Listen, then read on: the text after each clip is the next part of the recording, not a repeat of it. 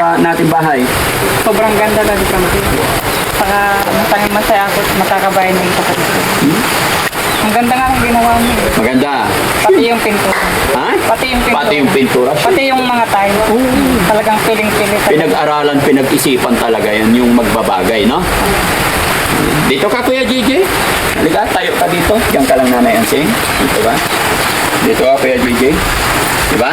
So, Daddy Frankie, gusto kong magpasalamat. Binago mo yung buhay ng kapatid ko. Kapatid mo. Malaking binago mo sa buhay niya. Kung dating nakakulong siya ngayon, pinagawa mo ng komportabling bahay. Kaya malaking pasalamat ng pamilya namin sa iyo. salamat kay God, ha? Hindi ko may paliwanag yung pasasalamat. Sobrang salamat sa iyo kasi yung ang ginawa mo sa buhay ng kapatid mo. Maraming salamat. Nag-iisa ka lang. Salamat. Basta ito lang, Kuya JJ, Nanay Ansing, salamat.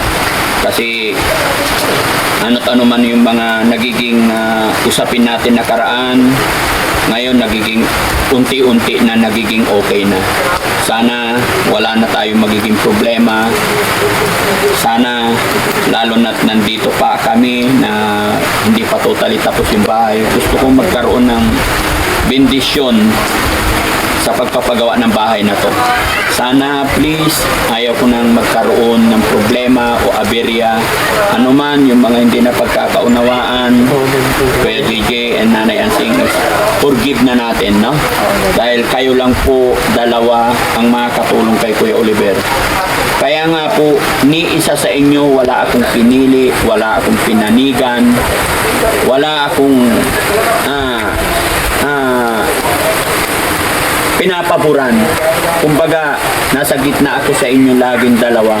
Dahil alam ko, kayo lang po. Urong ka dito. Urong ka dito. Para hindi ka mabasa. Wala akong pinapanigan, Nanay Ansing, dahil alam ko, kayong dalawa lang po ni Kuya JJ ang naaasahan ko dito. No? Huwag kayong mag-isip na may pinapaboran ako. Pinaboran ko si Nanay Ansing, hindi po. Pinaboran ko si Kuya JJ, hindi po. Pantay po yung trato ko sa kanilang dalawa dahil alam ko mahirapan din si Nanay Ansing kung siya lang mag-alaga. Hindi rin kakayanin ni Kuya JJ kung siya lang dahil lagi rin siyang nasa bukid. Kaya pilit ko po mga kababayan na inaayos silang dalawa. At thanks to God dahil sa mga nangyari nakaraan, kinausap ko sila mula, lalo na nung naggaling dito si Ma'am Inday Okray.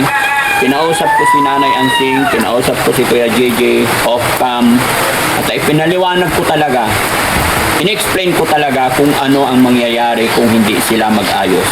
Dahil kahit ako mismo mga kababayan, halos umayaw na rin ako dahil sumasakit din ang ulo ko. Salamat sa Panginoon, salamat kay Nanay Ansing kasi nung kinausap ko siya, kinausap ko si Kuya JJ off-cam, naintindihan nila ako. At ito, nagkakatabi na sila, nagkakausap na sila, nagkakaintindihan na silang magkapatid. Kaya Nanay Ansing, sana ito na yung tuloy-tuloy. Kahit wala na ako, kahit hindi ako mapunta dito, ay okay kayong dalawa magkapatid. Ha, Kuya JJ? Wala na tayong problema sa isa't isa. Tulungan na lang po kayo. Itong bahay na ito is para kay Kuya Oliver. Wala akong pinagbabawalan isa man sa inyo. May karapatan po kayong lahat. No? Basta yun lang, kung ano yun nandyan, para sa bahay, para kay Kuya Oliver. Pero hindi ko pwedeng sabihin na pinagbabawalan kita. Sana ito na yung simula. Thanks to God, mga kababayan. Maraming salamat ng maraming talaga, Daddy Frankie. Sa inyong magkasawa. Kung wala kayo, hindi magbabago yung buhay ng kapatid namin. Baka hanggang ngayon nakakulong pa siya. Kaya malaking pasalamat namin ng pamilya namin sa inyo, Daddy Frankie. Gusto kong isabihin sa buong sa mga tao na malaki yung talaga yung binago mo yung buhay ng kapatid namin. Wala kasi kaming magawa. Kung hindi ka dumating sa buhay namin, baka hanggang ngayon nasa kulungan pa yung kapatid namin. Kaya sobrang pasasalamat namin. Utang na loob namin sa inyo. Kuya JJ naman, ano na masasabi mo? At okay na kayo ni Nanay Ansing, wala nang problema? Masasabi ko lang yun sa inyo, alagaan natin yung kapatid natin kay Oliver.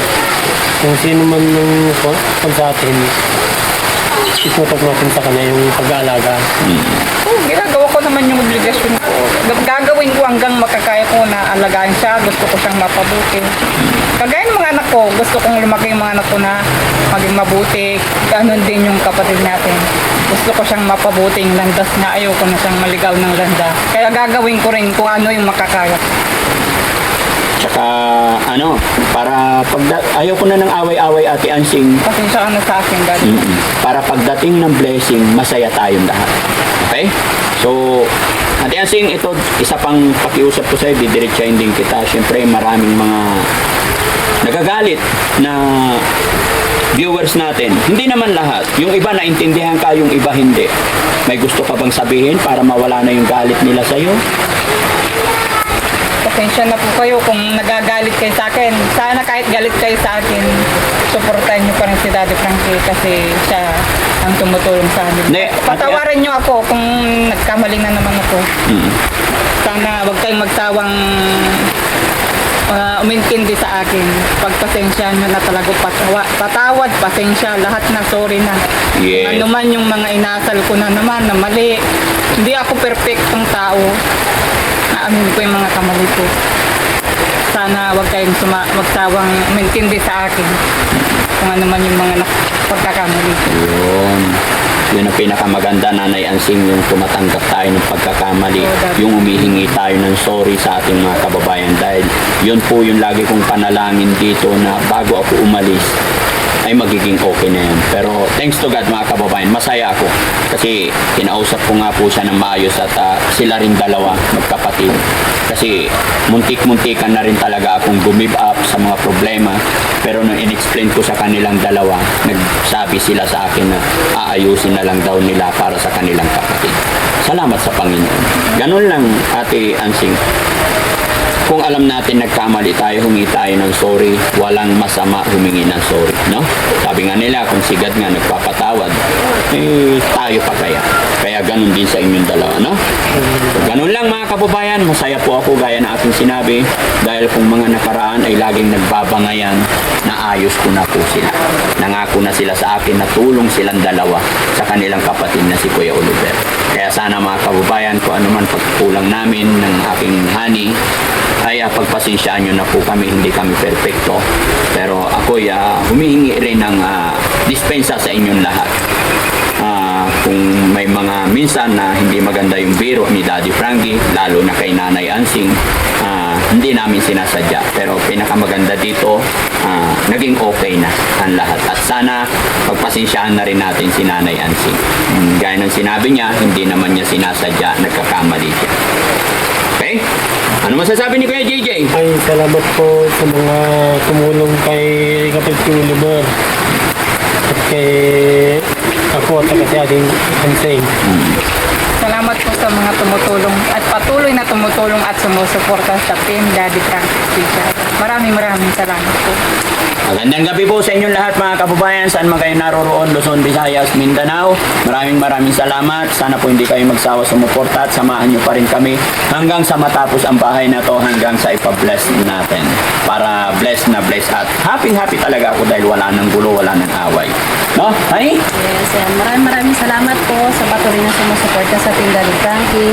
At yun, okay na sila Nanay Ansing at Kuya JJ yan. Thanks God at magiging maayos na po ang lahat.